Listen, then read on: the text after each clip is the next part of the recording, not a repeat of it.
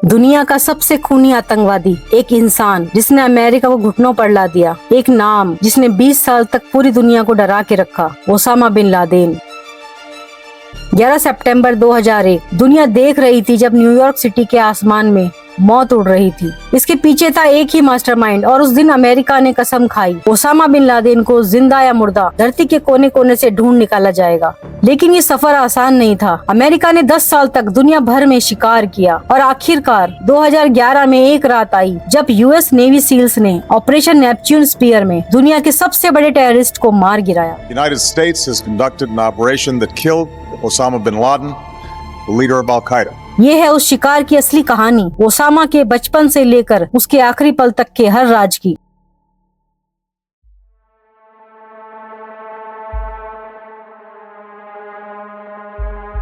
10 March 1957 Riyadh, Saudi Arabia. Osama bin Mohammed bin Awad bin Laden का जन्म एक अमीर और पावरफुल फैमिली में हुआ। उसके पिता Mohammed bin Laden Saudi royal family के सबसे बड़े कंस्ट्रक्शन टाइकून थे। ओसामा 54 भाई बहनों में से एक था, लेकिन छोटी उम्र से ही अलग था। वो शांत, इंट्रोवर्ट और डीपली रिलीजियस था। किंग अब्दुल्ला अजीज यूनिवर्सिटी जिदाह में इंजीनियरिंग पढ़ते वक्त ओसामा का ताल्लुक रेडिकल इस्लामिक ग्रुप से हुआ। वहीं उसने जिहाद की आइडियोलॉजी सीखी। 1979 में सोवियत यूनियन ने अफगानिस्तान पर कब्जा कर लिया। ओसामा अफगानिस्तान गया, पाकिस्तान के पेशावर में बेस बनाया और अमेरिका की मदद से मुजाहिदीन फाइटर्स को ऑर्गेनाइज किया। उस वक्त अमेरिका भी खुश था क्योंकि उसके लिए ओसामा हीरो था, लेकिन उन्हें क्या पता था यह हीरो एक दिन उनका सबसे बड़ा नाइटमेयर बनेगा।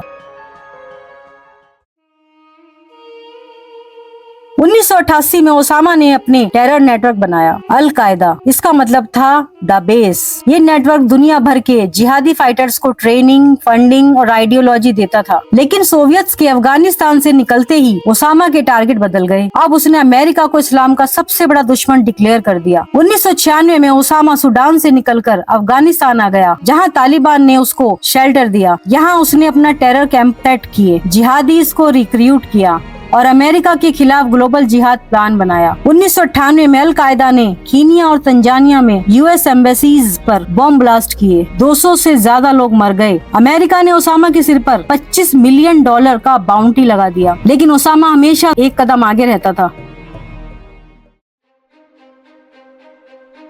ओसामा का सबसे बड़ा प्लान था अमेरिका के दिल पर वार करना। 1999 में उसने 19 यंग मैन रिक्रूट किए जो मोस्टली सऊदी अरेबिया से थे। उन्हें यूएस में भेजा गया और फ्लाइंग स्कूल्स में ट्रेन किया गया। टारगेट था अमेरिका का सिंबल ऑफ पावर तबाह करना।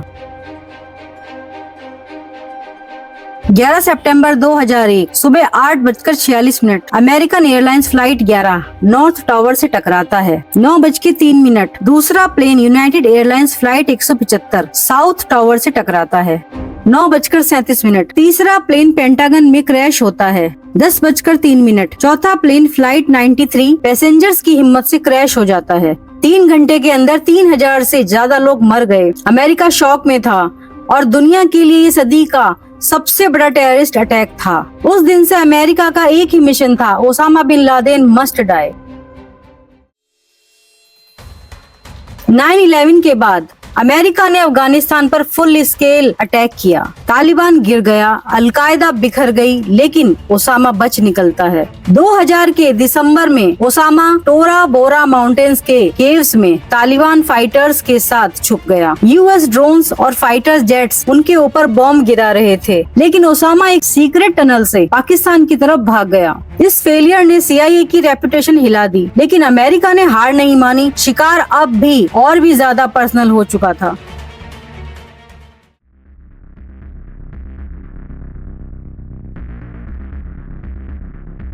– 2001 से 2010 तक CIA ने हर पॉसिबल रिसोर्स यूज की। Spy satellites, double agents, global wire tapes, drone surveillance. लेकिन ओसामा भूतों की तरह गायब था। सिर्फ कभी कभी वीडियोस रिलीज करता था, अमेरिका का मजाक उड़ाता था और फिर छुप जाता था। 2010 में फाइनली एक ब्रेक थ्रू मिला। CIA को पता चला एक ट्रस्टेड कुरियर के बारे में, अबू अहमद अल कुवैती। CIA ने उसका मोबाइल ट्रैक किया, उसके रूट्स मॉनिटर किए और एक दिन उनका सिग्नल ले गया पाकिस्तान के शहर अबूटाबाद के एक स्ट्रेंज कंपाउंड तक।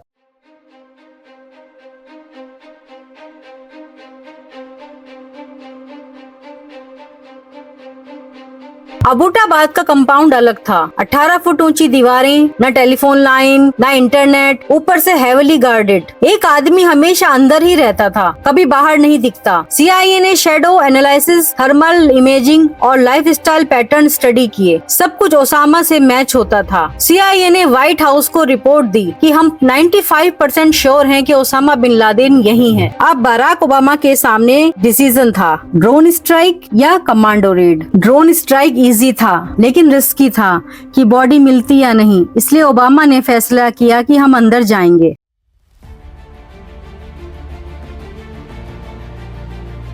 2 मई 2011 रात 12 बजे US navy seal team 6 23 allied commandos 2 black hawk helicopters में अबोटाबाद के आसमान में उड़ रहे थे।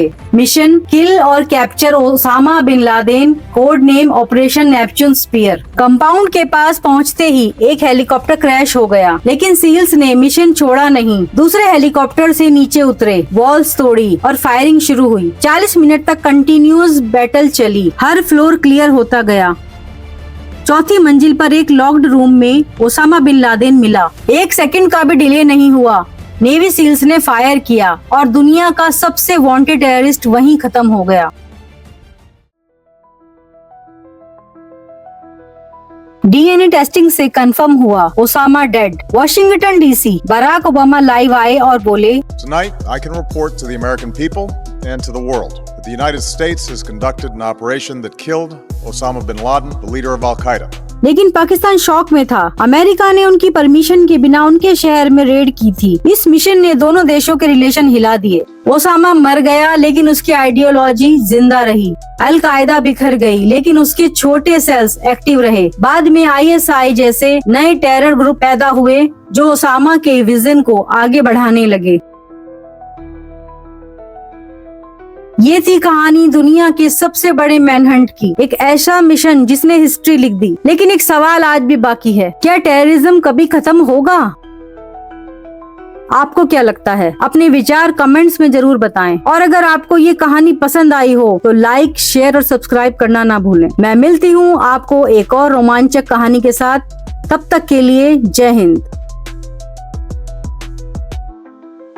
और हाँ, अगर आपको ये जानना है कि ओसामा की बॉडी के साथ क्या किया गया तो प्लीज कमेंट कीजिए। हम अपनी नेक्स्ट वीडियो उसी टॉपिक पर बनाएंगे।